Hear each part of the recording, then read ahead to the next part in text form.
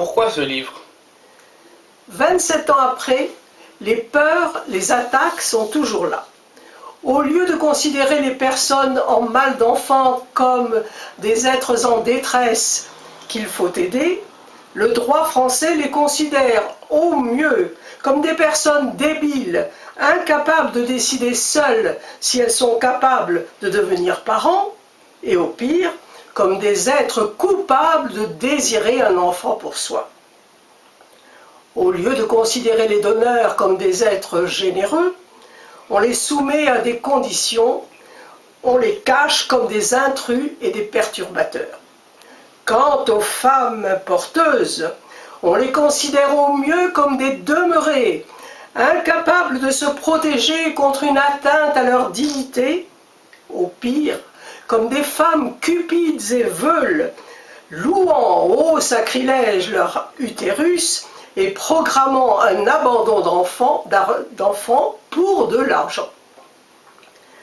Indignés par les humiliations et les douleurs des hommes et des femmes privés par le droit de la possibilité de procréer que la science leur offre, indignés par la souffrance des enfants nés à la suite d'une PMA, privés d'une partie de leur histoire par l'anonymat du donneur, ou privés de filiation en cas de maternité pour autrui, choqués par la stigmatisation des familles non traditionnelles générée par la loi sur la PMA, qui définit les bons parents, pour exclure ce qui serait nuisible à l'enfant, les arrogantes femmes célibataires, les impertinents homosexuels, les malades, les pauvres, etc., j'ai proposé à l'association Louis Chatin de lancer une recherche sur ce sujet.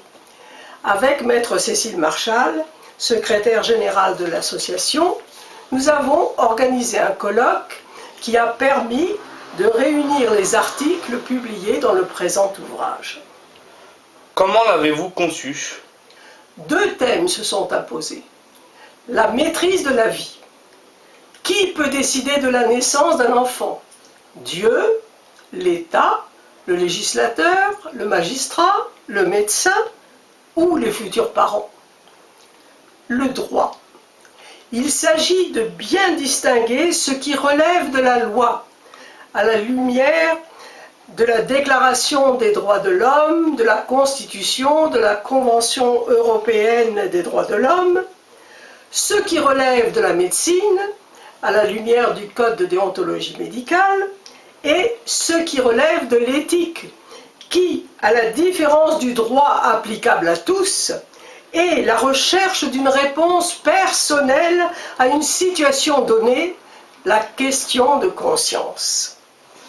Le projet de loi qui était en discussion et qui a été adopté soulevait des interrogations cruciales. Peut-on à la fois dénoncer l'eugénisme, la supposée recherche de l'enfant parfait, et imposer les critères pour les donneurs et les futurs parents, afin d'instaurer un permis de procréer réservé aux parents parfaits? Peut-on définir légalement des familles nuisibles à l'enfant privé de PMA? Peut-on invoquer la dignité de la personne humaine en dépouillant les futurs parents de tout pouvoir de décision et en les présumant coupables de ne pas prendre en compte l'intérêt de l'enfant qu'ils souhaitent?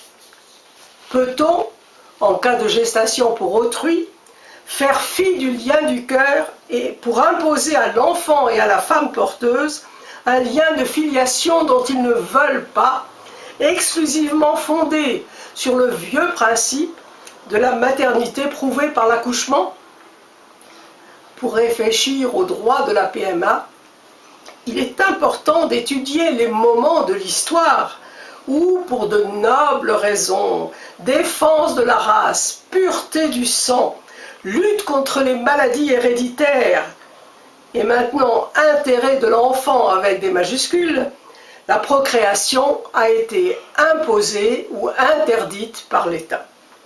Nous avons donc obtenu la participation des personnalités les plus éminentes dans leur discipline, choisies en raison de leur réflexion approfondie et de leur rigueur scientifique. je tiens à souligner qu'elles ne partagent pas toute ma conception du droit de la PMA. Leurs opinions sont loin d'être concordantes et c'est ce qui fait la richesse de ce livre.